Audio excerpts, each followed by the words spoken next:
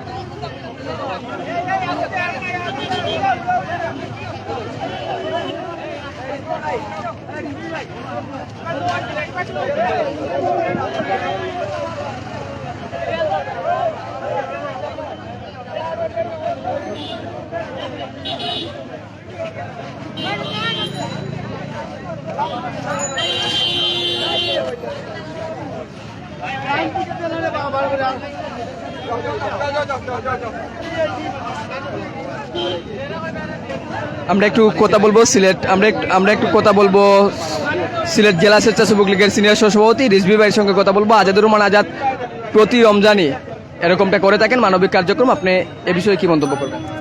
ধন্যবাদ আপনাকে, বাংলা টিভি এবং কুশিয়ারা টিভি, সিলেট টিভি। আপনাদের মাধ্যমে যারা বাংলাদেশ ও সারা বিশ্বের মানুষ যারা এই অনুষ্ঠানটা দেখছেন, ওনারা আপনার সবাইকে মাহে রমজানের শুভেচ্ছা।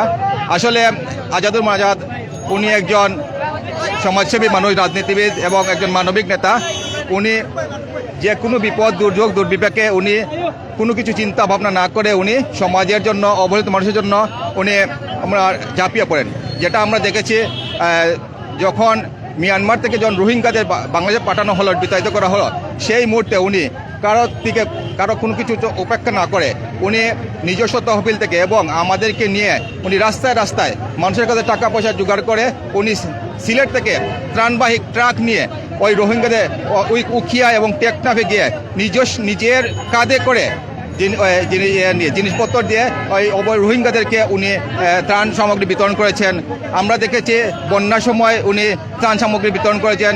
আমরা দেখেছি করোনাকালীন সময়ে তিনি ঘরে ঘরে গিয়ে যারা সমাজের মধ্যে মধ্যবিত্ত, নিম্ন মধ্যবিত্ত যারা রাস্তায় আসতে পারতেছে না, হাত পাততে পারতে, তাদেরকে উনি ঘরে ঘরে গিয়ে উনি লুকিয়ে গিয়ে ত্রাণ সামগ্রী পাঠিয়ে দিয়েছেন এবং যারা সমাজের অবহেলিত মানুষ তাদেরকে তো দিচ্ছেনই। অনেক ধন্যবাদ। আমরা একটু মাসুক ভাইয়ের সঙ্গে কথা বলবো, সিলেট জেলা স্বেচ্ছাসেবক লীগের যুগ্ম সাধারণ সম্পাদক। কিভাবে মূল্যায়ন করবেন? বিসমিল্লাহির রহমানির রহিম। খুশ আমদেদ মাহে রমজান, এটা নিঃসন্দেহে একটা ভালো কাজ। এটা সাবেক ছাত্রনেতা, সিলেট জেলা যুবলীগের সাবেক সংগ্রামী সাধারণ সম্পাদক, সিলেট মহানগর আওয়ামী লীগের সংগ্রামী যুগ্ম সাধারণ সম্পাদক জননেতা আজাদুর রহমান আজাদের মহৎ উদ্যোগ। অসহায় দুস্থদের মধ্যে ইফতার বিতরণ। ইফতারের পূর্ব মুহূর্তে এখানে নগরীতে বিভিন্ন ছড়িয়ে থাকা মানুষ বিভিন্ন সময় আজানের সময় কোথায় যাবে, কোথায় ইফতার করবে, ঠিক সেই মুহূর্তে এই ইফতার বিতরণ আজকে কেন্দ্রীয় শহীদ মিনারে, সিলেট কেন্দ্রীয় শহীদ মিনার। নিঃসন্দেহে এটা ভালো কাজ।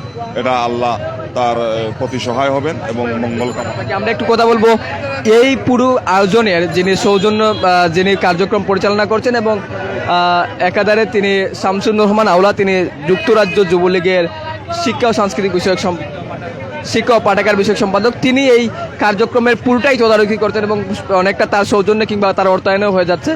আমরা তার সঙ্গে কথা বলবো। আর কি কি কর্মসূচি আছে, আপনারা প্রতি রমজান কয় রমজান দিলেন এবং কতজনকে দিচ্ছেন, সার্বিক একটু বলবেন। আজকে ধন্যবাদ বাংলা বিউটিভিকে। আজকে আমাদের 16তম দিন, আজকে 6ষ্ঠ দিনের এই আয়োজন। আমরা আপনার 14 রমজান থেকে শুরু করেছিলাম। আলহামদুলিল্লাহ এই পর্যন্ত আমরা 4000-এরও অধিক মানুষকে খাদ্য দিতে সক্ষম হয়েছে। আমাদের যে টার্গেটটা আছে আপনার 29 রমজান পর্যন্ত দেওয়ার, আর আরও কর্মসূচি আরও করার, দেখা যাক আগামীতে কি হয়। আপনারা জানেন বিগত দিনে আজাদুর রহমান আজাদ জননেতা আমার চাচা, উনি সব সময় মানুষের জন্য কাজ করে যাওয়ার চেষ্টা করেছেন। এখনও তিনি এই কাজটা চালিয়ে যাচ্ছেন। এই মানবিক কাজটা যাতে সব সময় চালিত থাকে, এই বক্তব্যটা এখানে শেষ করলাম। ধন্যবাদ। অনেক ধন্যবাদ প্রিয় দর্শক, এতক্ষণ আপনারা বাংলা ভিউর সাথে যারা যুক্ত ছিলেন আপনাদের সবাইকে ধন্যবাদ জানিয়ে শেষ করছি আমাদের আজকের